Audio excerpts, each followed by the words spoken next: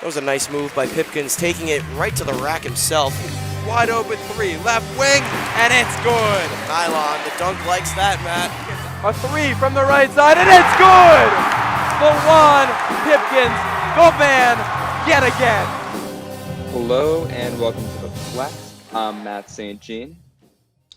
And once again, on another loss, this is Joe Howie. Yep, this is our final, or likely to be our final game recap episode of the season. Friars falling to DePaul in the opening round of the Big East tournament, 70-62, after leading 36-35 at the half. The Friars put together a subpar second half.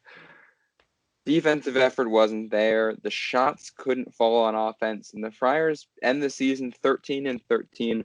I would say unlikely to get an NIT bid. I think there's a chance We're not that getting that an NIT bid. We're not Yeah, getting a bid to the NIT. Yeah, this loss is a pretty bad one. Friars beat DePaul twice this season. Both of the games were relatively close, and play them a third time, things don't go your way. Joe, what were your initial takeaways?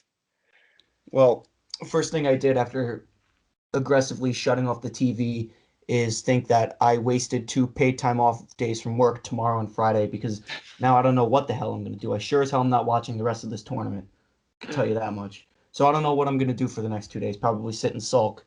But this is the perfect exclamation point on what has been the most underwhelming season I've ever seen from a college basketball program. I mean, really, you sweep the team that only got 2 conference wins, and then you let them beat the doors off you the entire second half in the first round of the Big East tournament. I mean, how embarrassing, one, and two, Dave Lato's probably going to get fired in the offseason for the subpar performance he's brought to DePaul for the past 5 seasons, and you let him and his team have it with you guys. I mean, I feel bad for Nate Watson, because this very well could have been his last game in the Friar uniform, and that's how he has to get remembered.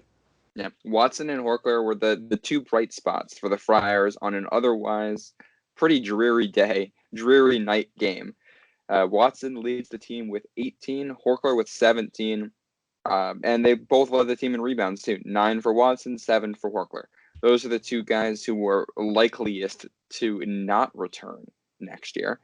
And they put together strong performances. I think you can't really object a whole lot with the performances they put together, especially Horkler had 4 of the team's 7 made 3-pointers. Yeah, it's a real shame, because Horkler really turned it on late. Watson's been your horse all season, but from top to bottom, from coaching staff to Andrew Fonts, the last player off the bench, you couldn't put it together the entire season, and tonight it was on full display. You had every opportunity tonight to beat the doors off DePaul and make it to the next round of the Big East tournament, but instead we folded. We wilted like a flower. Yep. And I mean, you look across the score sheet and you see a team that was not locked in. Like in the eye test, they were not locked in, and it's evident. Absolutely not. The stats. I mean, you look at absolutely not. The Friars only shot 35% from the field, shot 27% from beyond the arc, barely made 50% of their free throws, 15-29 from the free throw line, and had 16 turnovers to 10 assists, plus got out-rebounded by 11. And that's the thing. Like I think there's a lot of people that have mentioned the defense and the defensive effort. It wasn't good enough, but it's not like it wasn't there. Providence forced 15 turnovers as well, and they held DePaul to 4 of 16 from beyond the arc. DePaul didn't hit a lot of free throws either. They missed 10. The free throws are bad, but that's more evident of the lack of discipline of this team right now. And DePaul made the open looks that they were able to create, and they created more open looks, and the Friars just missed open shot after open shot. Yeah, I mean, the offense was poor, but this season, I'll actually give them a little token. This season, our defense at times, all caps at times, has been able to make up for it. But when you've got guys like Greg Gant, not boxing out, watching Charlie Moore pull threes in front of his face, and then you've got other guys like, let's see, who do I want to pick on? Bynum and Duke getting beat off the dribble by Charlie Moore. It's like, why bother? It's almost like they said, we'll come in and we're gonna beat DePaul and we don't really have to try. No, you have to try. With every team in the conference, you have to try. And what's worse, what makes this worse, DePaul is playing for nothing. They have Hmm. 4 wins on the entire season. Their coach is more than likely getting fired in the offseason. It's not like you're playing like you got a chip on your shoulder. You're on the bubble. Like they have absolutely nothing to play for, and that's why they won. They played with so much joy and so much energy. It's all like we technically didn't have anything to play for either, and here we are. We're losing on Wednesday night in the Big East tournament. It's the same season as 2 seasons ago. We're separated by one sneaky good season that took 6 games to get there, but here we are, the underachieving Friars. Yep. And I think the most disappointing part about this is it has to be the play in the backcourt. I mean, Bryson Goodine was the bright spot. He was Yes, he the was. spark plug. And he also had 5 rebounds. I mean, he had a pretty complete performance, 8 points off the bench. Duke, He was great 7. defensively. Yeah, he was. But Duke, 7 points, Bynum, 5 points. Each 2 of 9 from the floor, combined over 7 from beyond the arc. Just, I mean, they both rebounded and they both had assists, but too many turnovers from both of them. I mean, obviously, when you have 16 turnovers, there's too many turnovers from everybody. From everybody. Yeah. But they just didn't hit shots. And especially, I mean, Duke was barely taking shots in the second half. He took his first shot in the second half with about 17 minutes remaining. He didn't take another shot until under 4 minutes left. Um, It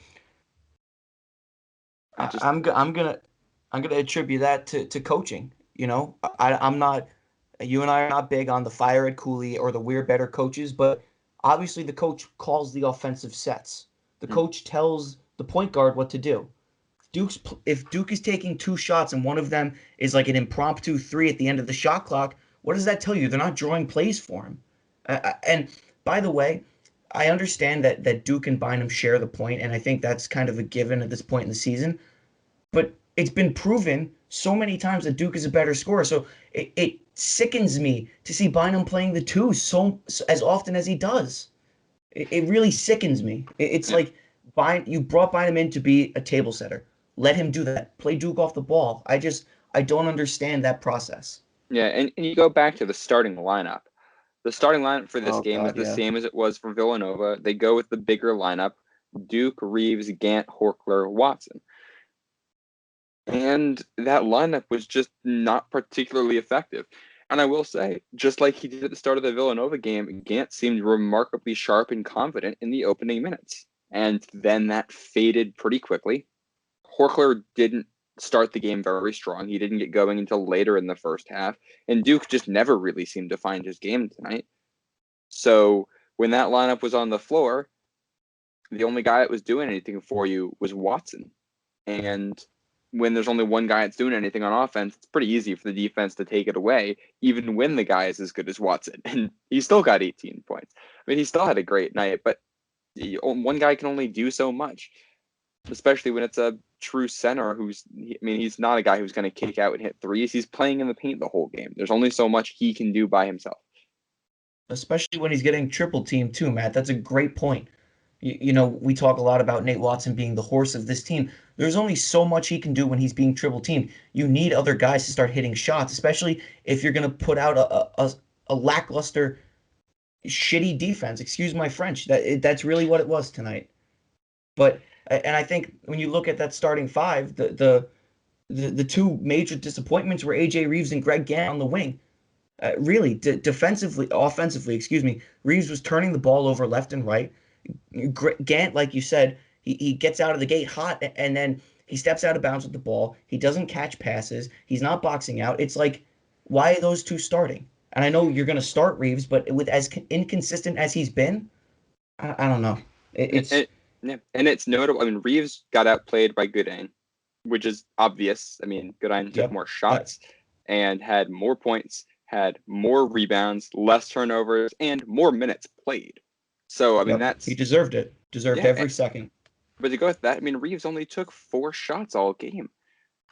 And I think, I mean, the big reason for why, I mean, as much as we've criticized Greg Gant, I mean, he's also only taking 2 shots the entire game. Reeves, only 4 shots. Duke, basically not shooting in the second half. Breed barely played and only took one shot. Some of these guys, I mean, the reason that's happening, it's turnovers. The offense isn't efficient. The guys are not passing very crisply and or with any kind of purpose. And when that happens, you're not passing into open looks, or even worse, you're passing to the other team. So that's what's taking field goal attempts away from some of these guys too. And that's not on coaching. That's on the players. They got to make better decisions. You just got to, at some point, the players just have to play better basketball. And I mean, all season long, we know that they're capable of playing good basketball, but they haven't put it together. Now, with the season over, only 3 times did they win more than one game at a time. They had 1 3-game winning streak, 1 2-game streak, and another 2-game streak. That's it. If you can even call 2 games a winning streak. This team just can't do it consistently. Call that lucky. With this team, I call that lucky.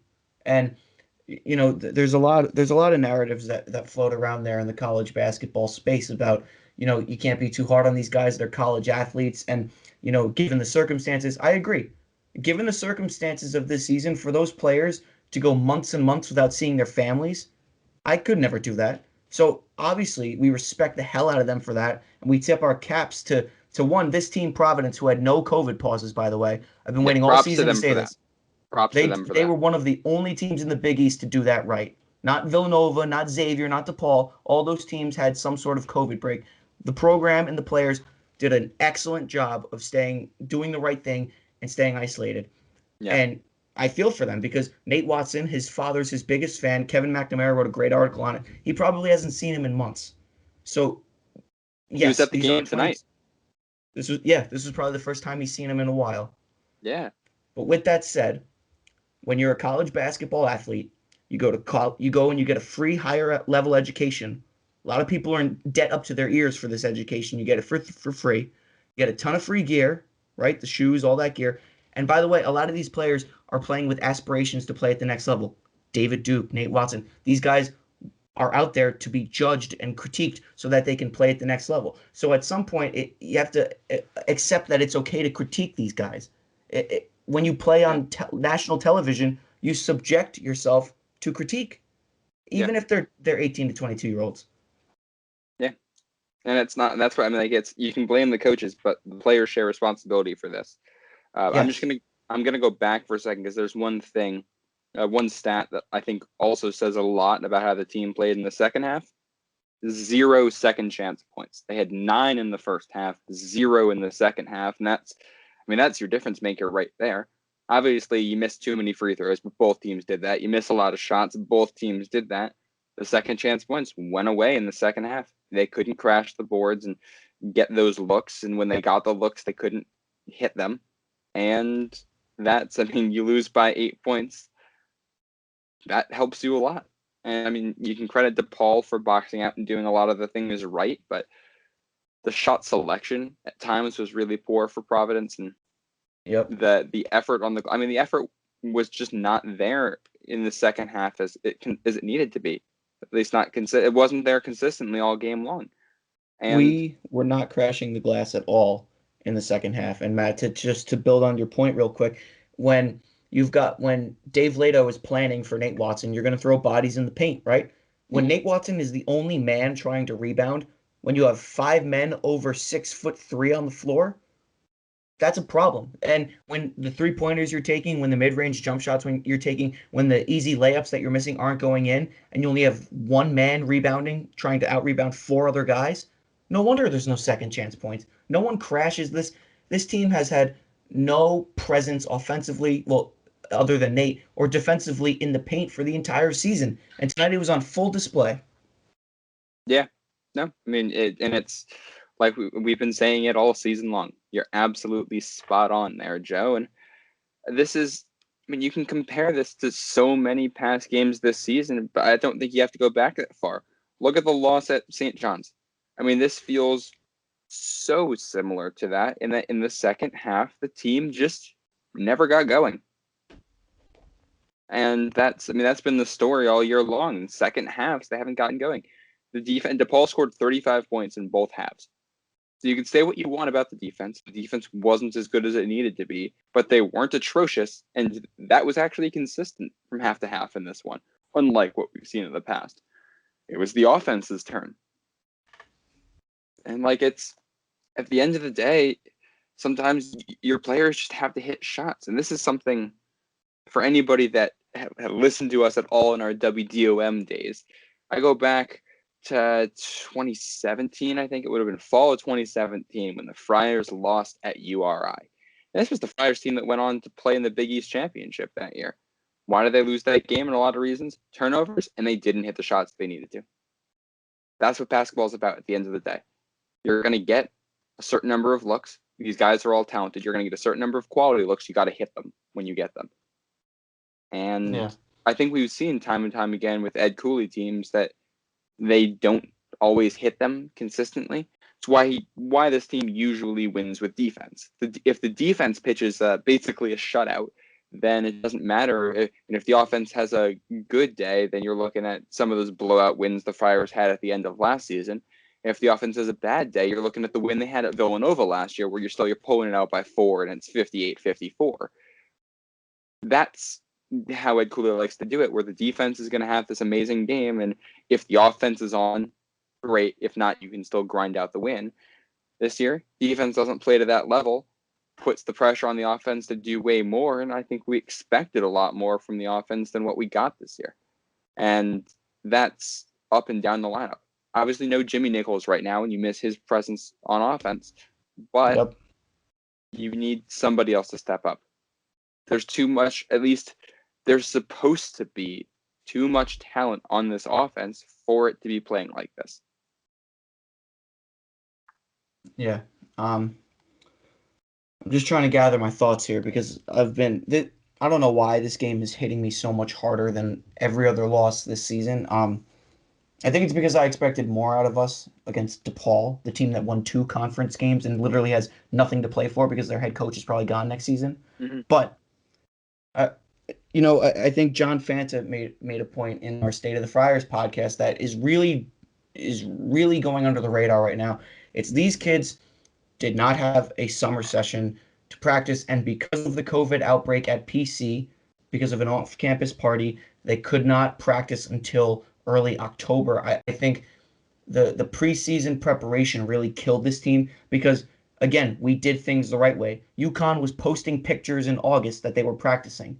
They went on COVID pauses. Villanova was practicing in August. They went on COVID pauses. I think the teams that were antsy and wanted to get things done early, they wound up being better in the long run, but they went on the COVID pauses. We did everything the right way, and look what happened. But regardless, this team did not see any in-season growth with the exception of Noah Horkler.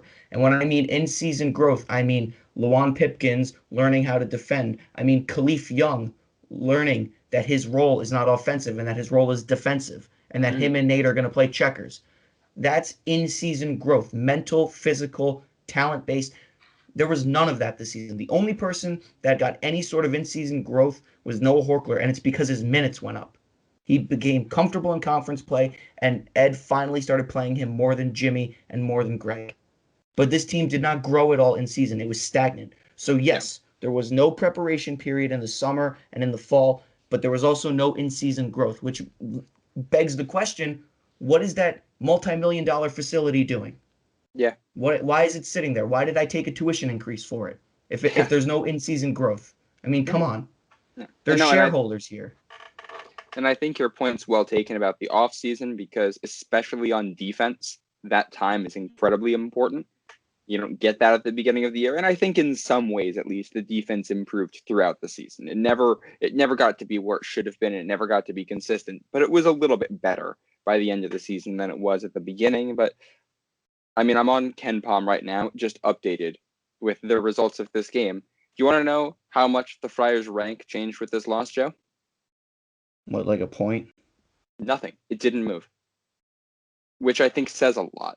The Friars played like they did all year long. Even though they were expected to win this game, they didn't look all that different than they have in any other game. It's just when the shots go their way, they win. When the shots don't go their way, they lose. most of the games were pretty close all year long, except for a handful where they got blown out, unless they're playing much worse competition like Fairfield in the opener. Yeah. And the team, I mean, since the loss at Indiana, the highest the team got was 57 on Ken Palm. The team actually got to 57 on Ken Palm after the loss at Marquette. Since then, they dropped off, finished the season right now at 73. Offense is 90, defense is 67. Your effective field goal percentage for the offense was 250th. That's what I'm talking about when it comes to making shots. You're just that's what's holding the offense back right there.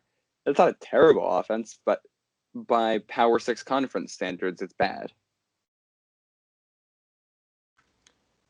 Yep. I'm at such a loss right now. Because you know why? I feel like I'm repeating the same 2018, 2019 season all over again. This feels so familiar. This is such a familiar feeling of losing and being frustrated and looking for answers and blaming the facility, blaming the coaching, blaming. It feels so familiar. And if we didn't go on that 6-game run last year, we would have felt the same way last March. It was going to be more the same. It's just, I don't know what's going on. I think, especially next year, and we'll go into this much more in depth in our next pod, but I think we have to prepare ourselves that this is probably going to be a consistent bottom half of the Big East team in the next couple of years, because if realistically, Watson, Horkler, and Duke are all gone. I really don't think David Duke deserves to go to the NBA. If anything, he proved his second team ranking correct. He proved that correct tonight. If anything, Watson should have been first team. Duke can sit on the second team because his inconsistencies were shining tonight. Yeah, no, I mean, you're spot on. But looking forward, if our starting five next year is Bynum, Goodine, Reeves, Gant, Croswell, we're going to be the team that has 4 wins on the season playing at the 9 o'clock game, 11-6. That's going to be us next year. We'll be DePaul. Yeah. And obviously we'll see what happens with who comes back. That's going to be the major story to watch. But as we said all season, I think the obvious part of this offense that was missing was Lawan Pipkins and Kyron Cartwright. There's no guard that is a shot maker. We saw bits and pieces of that with Bynum. And he had a couple really nice moves tonight where he set himself up for a shot. He's got potential there, but it's also kind of obvious that he isn't the quickest athlete or the most explosive athlete in the world, and I don't know how much better he's going to get at creating his own looks. He could get really good. I wouldn't bank on it. Duke at this point, I mean, he's played 3 years here, and at no point has he really been a shot creator for himself. So I think that's obvious with him. You need a guard that can do things, that can run the offense. All of these guards look like they're trying to pass to set up a shot for somebody else, except when everybody's doing that, nobody wants to be the guy to take the shot. Defenses know that. They play up and nobody's getting open. It seems obvious at both ends of the floor. Nobody's playing quick enough. Nobody's quick enough to separate on offense, and nobody's quick enough to stay with their man on defense all year long. Yeah, you're right, Matt. And I want to go back to the broadcast for a second here and quote Tim Brando and Bill Raff. They were talking about the Friars, and Tim Brando said, Ed Cooley always gets his guys to play well at Madison Square Garden. Raff responds with, you look at guys in the past. They brought up Kyron Cartwright and Bryce Cotton, 2 notable Friar guards who really, cemented their careers playing in the Big East tournament, right? Cartwright played the best ball of his career in that magical run in 2018, and obviously everyone knows what Bryce Cotton did. I don't have to explain that to you. At the same time they were talking about this, the camera panned over to David Duke, and I don't know if that was the broadcast team trying to signify something, but the opportunity has been here for this entire season for David Duke to reach inside and pull that dog player out, that Kyron Cartwright turnaround jump shot on, who was that, Phil Booth. The opportunity was there. Did Duke perform this season? Hell yeah. I don't think anyone else could have predicted that Duke would have multiple 30-point performances and be a leader in the Big East in assists and points, and yet at times when we need it most, it's not there. The inconsistencies were shining, and now all the Friar fans that were ripping apart Twitter the past couple days because Duke didn't get first team or because Duke wasn't considered for Big East Player of the Year. We're all eating our words right now because he went out there and he proved us right. And I don't want to knock the kid because I think he's a hell of a player. If he stays and develops next year, he's going to be a lottery pick.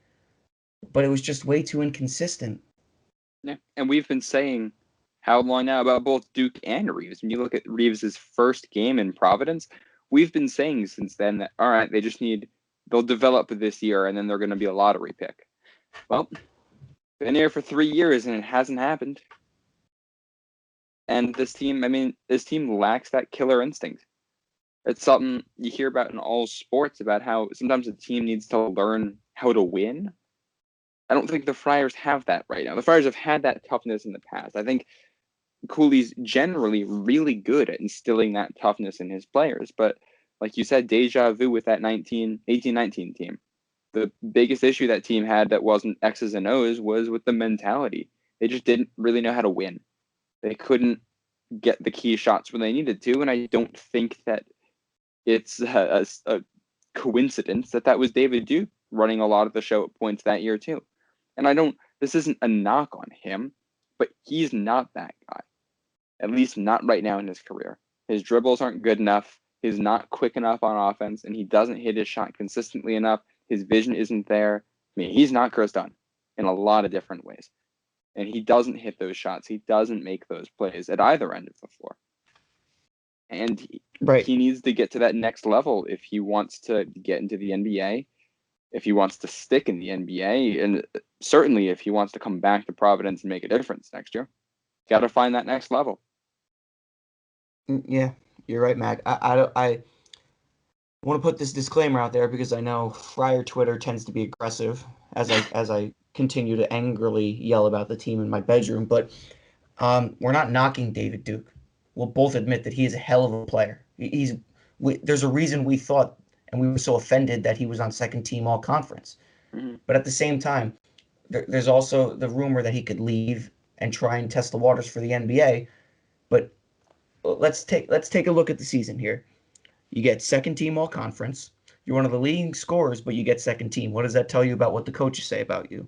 Mm-hmm. In what could have been a momentum turning Big East tournament game, you put up 7 points on 2 of 9 shooting, and you lose to the worst team in the conference, the absolute worst team in the conference. You think NBA scouts are like, oh yeah, I got my eyes on him because he put up a couple of 30-point performances? No. They want the all-around player that played consistent throughout the year. If Duke stays and develops and gets the full summer to develop and gets a full season to play next March, all the NBA scouts will be salivating over him. It's just, oh, man. Big picture here. A lot's changed in a year. Yeah. And we're going to have a podcast later once we give this game some time to breathe. We're going to talk about the full season. We're going to do a little bit more in-depth stuff. But yeah, this game, it's a microcosm of the season. Team that shows hard at points, but is inconsistent and doesn't get enough scoring from its main guys. I mean, you compare it, there's a metric out there, or I don't know how to describe it. There's 12 factors that are measured when you look at like NCAA tournament teams and teams that win in March. One of the factors that I always remember is that you got to have 4 guys that average in double figures. Well, this team has probably 5 or 6 guys that could be a threat to score in double figures every game, but really only 2 guys that do it. Yeah. And that's been the problem all year long. Nobody developed next to Watson and Duke. So when obviously some of these guys are going to have off nights, and that's okay. But it's still, it's 2 guys in double figures. And DePaul also had 2 guys in double figures. Charlie Moore, 21, Freeman Liberty, 21. Why? This is DePaul, the bottom team in the conference. If you want to play with the top dogs, you got to have scoring depth. You got to have a lot of guys that can consistently knock down shots and give you what you want. Either that or you have to play absolute elite lockdown defense. It's one or the other. You got to be like a Virginia level defense, basically, or you got to knock down those shots. And they're just not doing that. And that's big picture. If you look at player development, I think that's where that kind of comes under focus. But Duke 7, Reeves 6, Bynum 5. That's why you lost. 7, 6, and 5 points from those guys, and a combined 7 turnovers as well. You can't have that. You just need those guys to play better.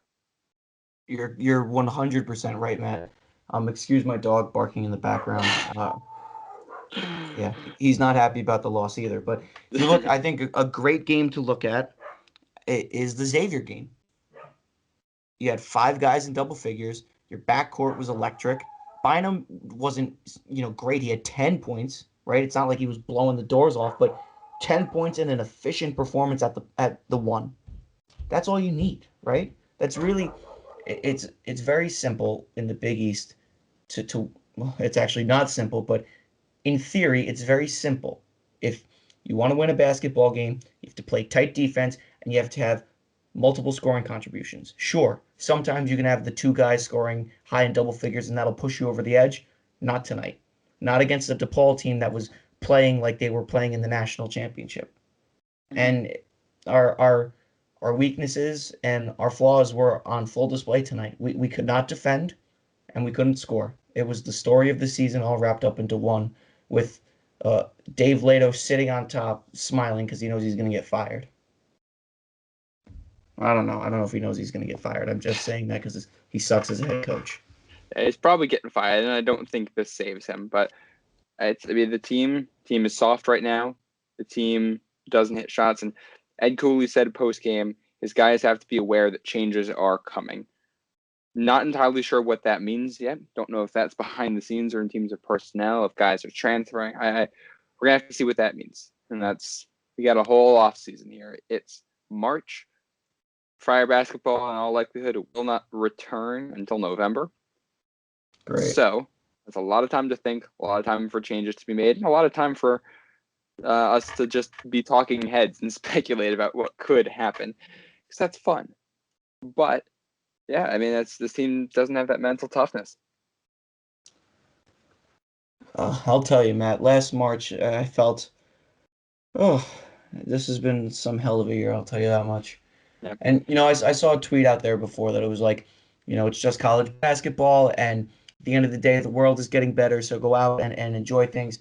And that's all fine and true, but for a lot of people that have been stuck in their house for the past year, college basketball and sports in general was an escape.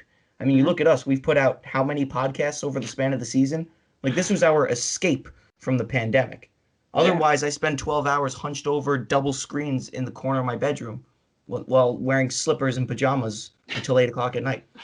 College basketball is like our escape from the reality that you can't go outside and you can't go in public because there's a deadly virus floating around. And yet, here it is. It's like you're escaping to more poison at this point. Yeah, it was really bittersweet. I woke up this morning, checked my time hop, and a year ago today is when the Ivy League canceled their tournament.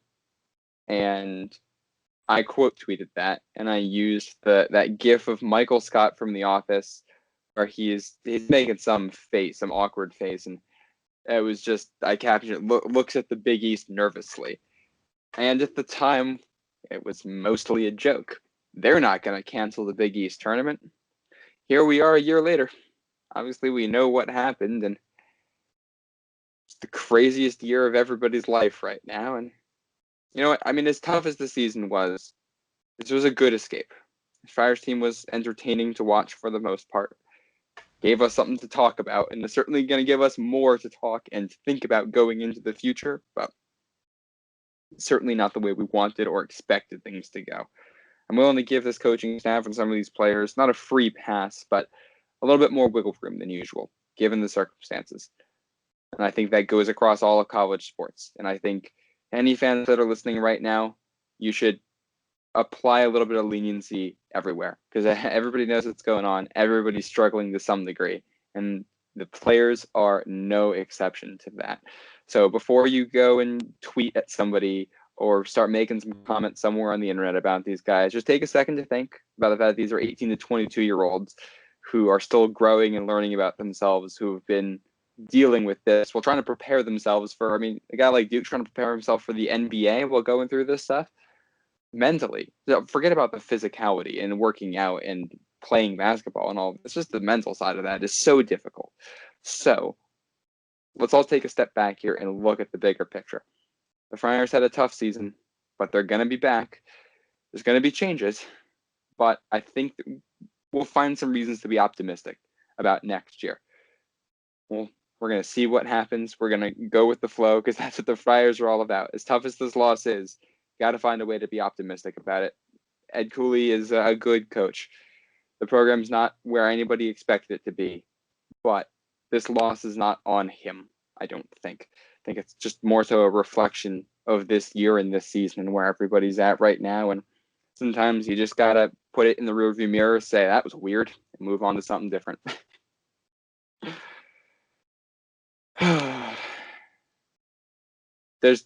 I know we don't do game balls for losses, Joe, but I feel like we got to give honorary game balls to Goodine and Andrew Fonts just for getting in this game and making some kind of a difference and showing a spark. Yeah, Goodine was great defensively. He was rebounding. He was active. He deserved every second he got on the court. He deserved to play much more than Reeves and much, much more than Greg Gant, especially defensively. Mm-hmm. And Fonts on the bench, you want to talk about his impact on the floor. On the bench, he was vocal. He was a yelling, and I think he's a senior, right? That he was. Yep, this is for he him knew too. it was his last. He knew it was his last game, and you could tell. So, hats off to those two. That they get the honorary loss game balls. But let's wrap it up because I want to go to bed so I can restlessly toss and turn until 3 a.m. thinking about the loss. Yeah, this is one of those nights, and this is going to be a tough season to swallow. But for our town, we're going to move onwards, and we're going to see what else there is to come. Even though the season for the Friars is over, make sure you stay with us. Make sure you're following us on Twitter @TheFlexHoops and wherever you're listening to this, because we're going to have more content coming out. We will have a full season recap at some point. Hopefully, we'll provide you with some interviews, some other Friar content. And March Madness is still around the corner. I know you all still love college basketball, so we're going to try to do some fun stuff for that too. March is still a very, very fun month, and I think we can also Not when you appreciate lose. Not when you lose, but we can appreciate some college basketball still. So stay with us for that. We're going to try to keep bringing you content. We love doing this. We love hearing from you, and we love talking about the Friars, win or lose. So for Joe Howie, I am Matt St. Jean, and thank you, all of you wonderful people, for listening to us all season long.